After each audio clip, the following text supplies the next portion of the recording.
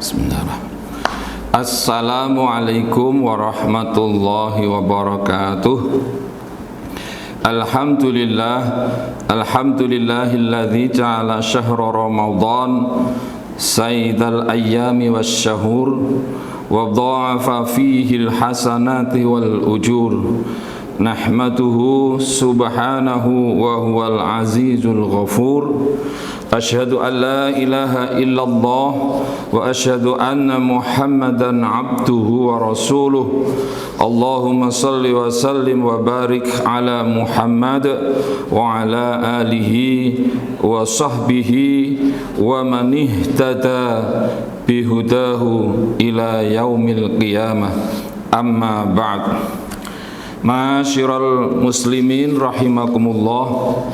Pertama-tama marilah senantiasa kita panjatkan puji dan syukur kehadirat Allah Subhanahu wa taala atas limpahan karunia nikmat, hidayah dan inayahnya, sehingga sampai saat ini kita masih diberi kesempatan berjumpa kembali dengan bulan Ramadan 1446 Hijriah. Salawat serta salam semoga senantiasa Allah curahkan pada junjungan kita, Nabi kita Muhammad sallallahu alaihi wasallam. Semoga kita dapat menunaikan ibadah Ramadan tahun ini, baik syamnya, qiyamnya, tadarusnya, infak sedekahnya maupun ibadah sunnah lainnya. Dan kita juga berharap ibadah kita diterima dan mendapat ridha dari Allah Subhanahu wa taala.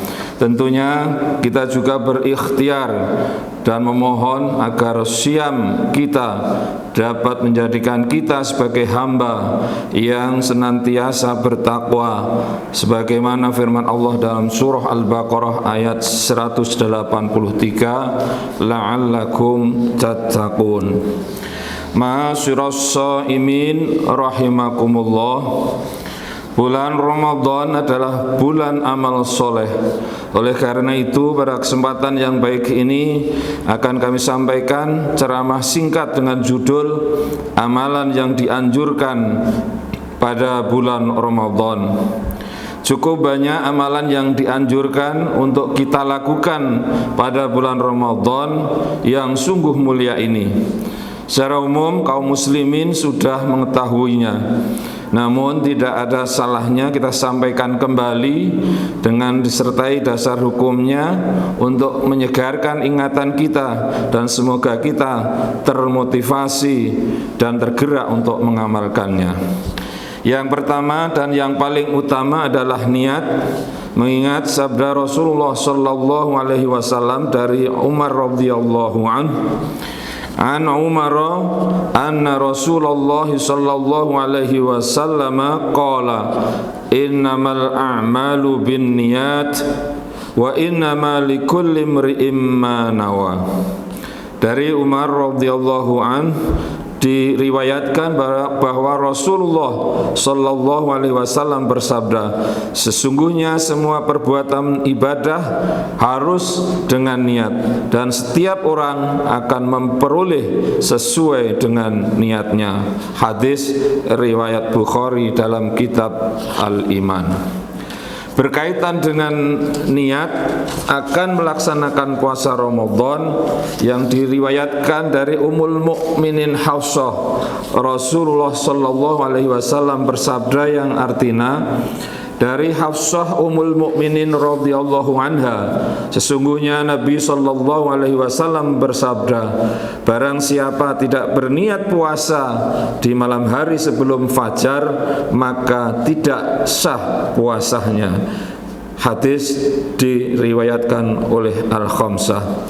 Dari hadis tersebut jelas bahwa niat berpuasa itu harus sebelum fajar, dan bila niatnya setelah fajar maka tidak sah puasanya. Kemudian menurut keterangan ulama antara lain Dr. Ali Jum'ah dan Dr. Adi Hidayat, bahwa niat berpuasa Ramadan itu yang lebih utama adalah dilakukan untuk setiap hari akan berpuasa. Hal ini untuk menguatkan motivasi kita agar puasa kita lebih baik dari sebelumnya. Amalan yang kedua adalah makan sahur. Walaupun tanpa sahur mungkin kita kuat melaksanakan puasa Ramadan, namun sesuai sabda Rasulullah sallallahu alaihi wasallam, makan sahur itu sangat dianjurkan. Ada 3 hal yang berkaitan dengan makan sahur ini, yaitu makan sahur itu barokah, mengakhirkan sahur itu lebih utama, dan makan sahur itu membedakan dengan puasa ahli kitab. Sebagaimana sabda Rasulullah sallallahu alaihi wasallam berikut ini. Qala an-nabiy sallallahu alaihi wasallam, tasahharu fa inna fis sahuri barakah. Nabi bersabda, bersahurlah kalian karena di dalam sahur ada berkah. Hadis riwayat Bukhari. Kemudian hadis berikut an Anas bin Malik anna Nabiyya sallallahu alaihi wasallam wa Zaid bin Thabit tasahhara falamma faragha min sahurihima qama Nabiyullah sallallahu alaihi wasallam ila salat fasalla qulna li Anasin kam kana baina faraghihima min sahurihima wa dukhulihima fi shalah qala qadru ma yaqra'ur rajulu khamsina ayah. Dari Anas bin Malik bahwa Nabi dan Zaid bin Thabit makan sahur bersama. Setelah keduanya selesai makan sahur, beliau lalu bangkit melaksanakan sholat. Kami bertanya kepada Anas, berapa rentang waktu antara selesainya makan sahur hingga keduanya melaksanakan sholat? Anas bin Malik menjawab, kira-kira waktu seseorang membaca 50 ayat. Hadis riwayat Bukhari. Para ulama memperkirakan waktu selesai sahur berdasarkan hadis ini adalah 10 menit sebelum subuh. Kemudian hadis riwayat Muslim dari Amr bin As bahwa Rasulullah bersabda, perbedaan antara puasa kita dengan puasa ahli kitab adalah makan sahur. Kaum muslimin yang dirahmati Allah, amalan yang ketiga menyegerakan berpuasa dan berdoa. Hadis Rasulullah sallallahu alaihi wasallam riwayat Ahmad, la tazalu ummati bi khairin ma ajjalul fitra wa akharus sahur. Umatku senantiasa mendapatkan limpahan kebaikan selama mereka menyegerakan berbuka puasa dan mengakhirkan sahur. Kemudian hadis riwayat Abu Dawud dan Baihaqi dari Abu Hurairah. Abu Hurairah diriwayatkan berkata, adalah Nabi sallallahu alaihi wasallam apabila berpuasa beliau berbuka, beliau mengucapkan Allahumma laka sumtu wa ala rizqika aftartu.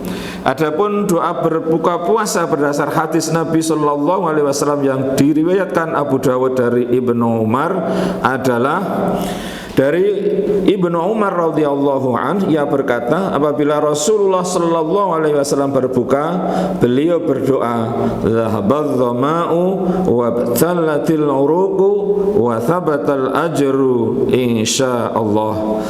Hilanglah rasa haus dan basahlah urat-urat dan insyaallah mendapatkan pahala.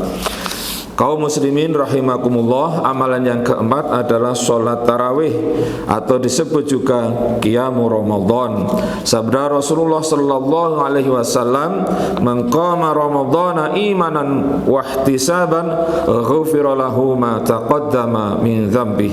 Barang siapa melakukan sholat tarawih pada bulan Ramadan dengan penuh keimanan dan keikhlasan karena Allah Ta'ala, maka diampuni dosa-dosanya yang telah lalu. Muttafaqun alaih. Kemudian hadis dari Aisyah, istri Rasulullah sallallahu alaihi wasallam, beliau berkata, Rasulullah sallallahu alaihi wasallam selalu mengerjakan sholat malam pada waktu antara selesai sholat Isya yang disebut orang sebagai atamah hingga fajar sebanyak 11 rakaat. Adapun kaifiyah atau tata cara pelaksanaan sholat tarawih, Majelis Tarjih Pimpinan Pusat Muhammadiyah memilih hadis riwayat Bukhari Muslim dari Aisyah dan hadis riwayat Muslim dari Zaid bin Khalid al-Juhani, yakni 11 rakaat, 4 dan 3 witir, atau 2 dan 1 witir.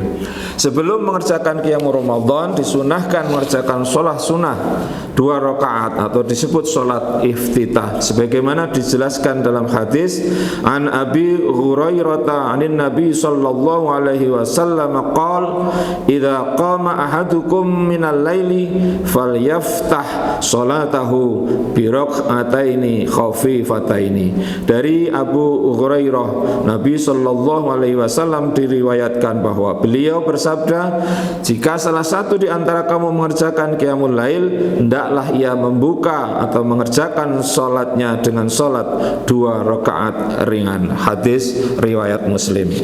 Ma'asyiras shaimin rahimakumullah. Yang kelima adalah tadarus Al-Quran.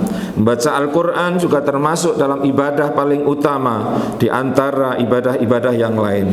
Hal ini sebagaimana hadis yang diriwayatkan oleh An-Nu'man ibnu Bashir, Rasulullah sallallahu alaihi wasallam bersabda, qala Rasulullah sallallahu alaihi wasallam, afdalu ibadati ummati qiraatul Quran. Sebaik-baiknya ibadah umatku adalah membaca Al-Quran. Kemudian dalam hadis Rasulullah sallallahu alaihi wasallam dikisahkan tadarus Al-Quran bersama malaikat Jibril. Kana Rasulullah sallallahu alaihi wasallam ajwadan nas wa kana ajwada ma yakunu fi Ramadan hina yalqahu Jibrilu wa kana Jibrilu yalqahu fi kulli lailatin min syahri Ramadan fayudarisuhul Quran. Rasulullah sallallahu alaihi wasallam adalah orang yang paling dermawan dan beliau bertambah kedermawanannya di bulan Ramadan ketika bertemu dengan malaikat Jibril, dan Jibril menemui beliau di setiap malam bulan Ramadan untuk tadarus Al-Quran. Hadis riwayat Bukhari. Amalan yang keenam adalah memperbanyak infak, sedekah, dan memberi makan orang yang berpuasa. Rasulullah sallallahu alaihi wasallam bersabda, an Anasin qila ya Rasulullah ayyus sadaqati afdal, qala sadaqatun fi Ramadan. Dari Anas radhiyallahu an, sahabat bertanya, wahai Rasulullah, sedekah apa yang paling utama? Rasulullah sallallahu alaihi wasallam menjawab, sedekah di bulan Ramadan. Hadis riwayat Tirmidzi. Kemudian hadis kana Rasulullah sallallahu alaihi wasallam ajwadan nasi wa kana ajwatu ma yakunu fi Ramadan. Rasulullah sallallahu alaihi wasallam adalah orang paling murah hati. Ia semakin murah hati di bulan Ramadan. Kemudian hadis yang terakhir, man fatara shaiman kana lahu mithlu ajrihi ghaira annahu la yanqusu min ajri shaimi syai'in. Barang siapa yang memberi buka orang yang berpuasa, maka baginya pahala semisalnya tanpa mengurangi pahala orang yang berpuasa sedikit pun. Hadis riwayat Tirmidzi. Kemudian amalan yang ketujuh, yang terakhir adalah iktikaf di 10 hari terakhir bulan Ramadan, di mana Rasulullah sallallahu alaihi wasallam sampai menjelang beliau wafat selalu mengerjakan iktikaf selama 10 hari, dan setelah beliau wafat amalan tersebut diteruskan oleh istri-istri beliau. Kaum muslimin yang dirahmati Allah, sebagai penutup marilah kita resapi sabda Rasulullah sallallahu alaihi wasallam yang bersabda, yang artinya celakalah seorang aku disebut-sebut di depannya dan ia tidak mengucapkan sholawat kepadaku, dan celakalah seseorang bulan Ramadan menemuinya kemudian keluar sebelum ia mendapatkan ampunan. Oleh karena itu kita memohon agar setelah kita menyelesaikan ibadah Ramadan, dosa-dosa kita dapat diampuni oleh Allah Subhanahu wa taala. Amin ya rabbal alamin. Demikian, terima kasih. Nasrum minallah wa fathun qarib wa basyiril mu'minin. Wassalamu alaikum warahmatullahi wabarakatuh.